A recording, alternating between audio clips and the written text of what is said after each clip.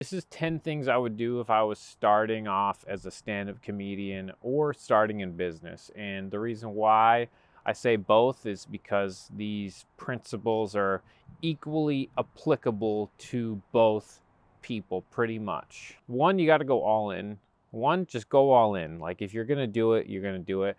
I know people who have like these big lives and families and stuff. I don't know how you could start doing stand up with all this stuff. I'm really lucky. I got to start comedy when I was young. I didn't go to college. I didn't do anything. And so I had no money, nothing. And I was just fully just moved to New York after like 3 weeks of doing stand up. And then I was just like, I'm going to move to New York, figure out how to get by and go to open mics. And that's what I did for my first year of stand-up. And then from there, I moved to LA, borderline homeless open micer, fully dove in, right? So go all in. I would recommend if you live in it, if you're serious about it, like move to any other city if you want to be serious, because when you live in a city, you have your family, you have your friends, you have commitments outside of comedy. And when you move to another city, you get to build your life around comedy. So when I moved to LA, all for the first like 6 years of living there, all my friends, all my relationships were built around pursuing careers in stand-up comedy. That's what it was all about, and it facilitated my life great. Then I lived in LA for 11 years, and then I started making friends outside of comedy, all these things, and then I had too many distractions. So now I moved down to San Diego where I have no distractions anymore. I don't have friends outside of comedy. So now I focus on comedy and I focus on my business and I focus on just focus on work, and I play pickleball a bit, but that's about it. Okay, number 2, if I was new at comedy right now, I actually wouldn't move to New York or LA to do stand-up comedy. Maybe you could move to Austin. I would pick a city, but if you live in a city that has no stand-up scene, you got to get out of there. I would move to a city that has a good stand-up scene for open mic comedians. I personally think San Diego is probably the best city in the country for a new comedian, or at least it was at one point. I know I have a ton of funny friends that started here because there's so many comedy clubs and there's less famous comedians, and you can still drive to LA and sort of kind of get your feet in the door and sort of meet people. Like there is a little bit of a crossover. But you want to go to a city where that will allow a newer, younger comedian to get tons of stage time. You got to be willing to drive really far distances and go anywhere to get on stage. I mean, my first 5 years of doing comedy, I'd fly all over the place, and I would lose money I'd lose money to open for people. I would lose money on gas I would just do any stage, anywhere, as much as you possibly can.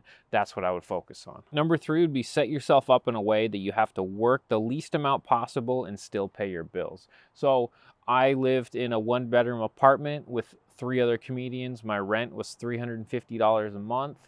I would, go on unemployment for like 6 months, and I could literally survive off $250 a week on unemployment. And during that time, I would focus on open mics. And if I was to do it again during that time, I would have doubled down on comedy and just done way more comedy. And I would have done that period of my life for longer. I actually, after like a year of doing that, I ended up getting a job, but I would have tried to go longer without getting a job, or now, especially this was like 10 years ago. If I started now, I would try and get my overhead under $1,000 a month, and that includes rent, car, phone, everything. Like, just be cheap as fuck. Don't worry about dating. Don't worry about anything. And this also applies to business. Like, get your expenses cheap as fuck, and I would just do Uber, do Postmates, something where you can make your own hours, work, no more than 2-3 hours a day, like just make just enough to get by and do that. Like one of the things I did when I first moved to LA is I would do this thing where I would get paid to sit in the audience for talk shows and game shows, and they pay you cash that day. You get like $10 an hour to go sit in the audience for some dumb game show, but that was enough for food for a couple days or whatever, and enough to buy coffee or just little things like that. 4, this is something I need to teach myself even still 11 years in. write constantly, always be writing, always being as creative as you can possibly be, and also be as authentic as you could possibly be. When you do comedy and you're new at comedy, you talk to other open mics, everyone's like trying to do this thing, trying to do that thing, follow trends, figure out what's unique about you and just double down on that and just do that. So for example, for me, what's unique about me is I actually like doing these videos sometimes that literally aren't even funny. I don't know. You can click on other videos on my page and there's funny videos and there's stand up and there's all the other shit. But I also suppressed this aspect of myself, which is just a more authentic, real, down to earth, genuine person that likes to make these like self-help videos, right? So it's all about finding what is most authentic to you.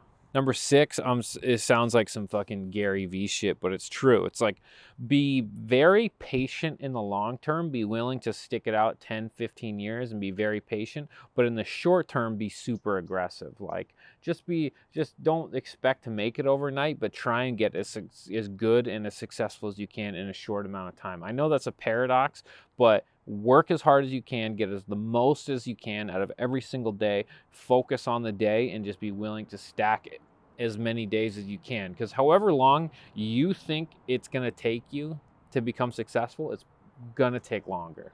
This next one's a really big one. This is an important one. I wish I knew this early. I'm going to save you years of your comedy career with this next one. Number 7, don't wait for anyone to hand you anything or rely on anyone for anything. When I started comedy, I used to think like, well, I'll keep doing open mics, but one day someone's going to call me and say, hey, you're going to be on this TV show. Oh, hey, you're going to do this thing. Oh, you're going to be passed. And I'd be resentful. I'd be like, why doesn't this comedy club book me more? Why doesn't this person book me? Why hasn't this manager signed me? Why hasn't this happened? And I kept giving all my power to external sources when really what I should have done at a younger age is fully 100% taken responsibility for myself, and because that's the only thing I could control, and be like, the reason why I'm not successful is because I'm not funny enough. The reason why I'm not successful is because I don't work hard enough, and the reason why I'm not successful is because I don't put out enough content. And fully focused on myself and not tried to have anyone hand me anything. I just assumed that somebody would just hand me success at some point. It's on you. You're fully in control of it. Also, side note, some people should quit comedy. By the way, some people do need to quit comedy. This isn't for everybody. So that's the other thing too. Some people don't, like, if you fucking suck and you haven't gotten a one laugh on stage in 6 months and you haven't written a new joke in a year, quit. That's the other thing too. Quit comedy. It's a good experience, but if you're not fully about it, stop. Just quit. Don't do it. Number 8, don't wait to be validated. Just create. Don't try and be validated by industry, comedians, whatever. Focus on yourself. If I was to do it again, I would not be trying to get on TV, trying to do these things. If I was to do this again, I would fully go in, build YouTube, build socials, build my own brand, build everything.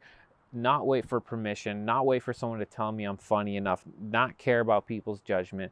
Be as authentic and funny and hardworking as I can, and just go for it. Just absolutely run it up. And that's what I'm doing now with these daily videos. 9, I just covered that. Go as hard as you can online and don't waste energy trying to get in with the industry. The industry will, like, if you build up your own fan base, the industry will show up. And if they don't show up, it's fine. You have a fan base that'll give you money anyway. But before it used to be you get on TV to get a following so you can sell tickets, and now it's you get a following to sell tickets, and the industry actually needs people with followings more than people with followings need the industry. You can do anything you want now. You could use your stand-up following to start a business. You could use your stand-up following to sell tickets. You can be completely independent, which is amazing. Now you can say whatever you want, and everything on TV is fucking lame and stupid anyway.